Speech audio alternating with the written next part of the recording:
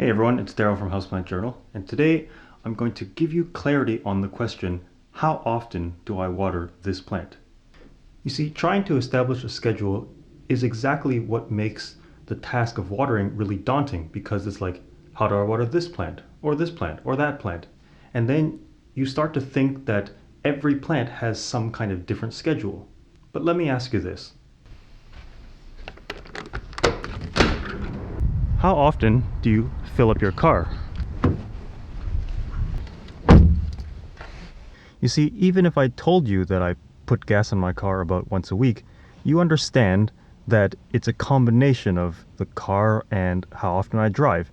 It's not just because it's a Honda Civic that therefore I have to put gas in it, every 7 days, but if it's a bigger car like a Honda Accord, that it's going to be every 10 days. That's not how it works.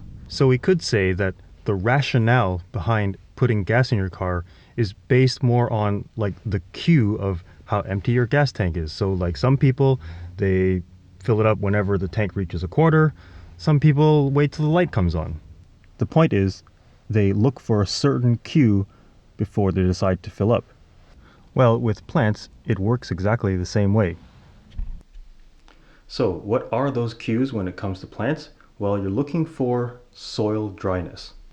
So something like this ZZ plant or snake plants or basically any cactus or succulent, you are waiting until the soil is absolutely totally dry before you water it again.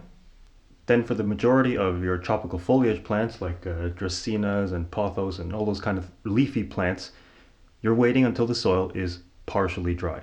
Then for really delicate leaved plants, namely maidenhair fern and other types of plants like that, you're trying to keep the soil evenly moist.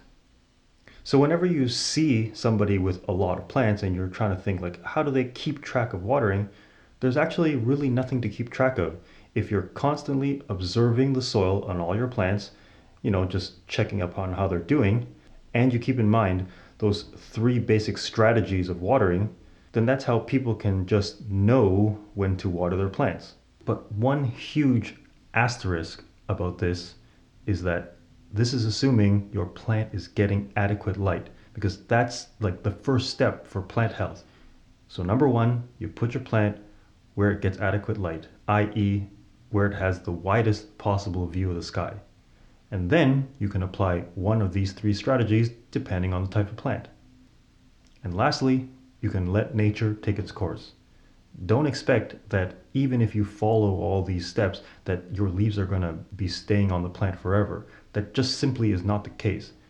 Different plants will have different rates of leaf turnover, and I'm just going to leave that for you to discover. So I hope you found this video helpful. If you want this in words and pictures, I wrote a book about this, so I'll link it down below. I'm Daryl from Houseplant Journal. Thanks for watching. Bye.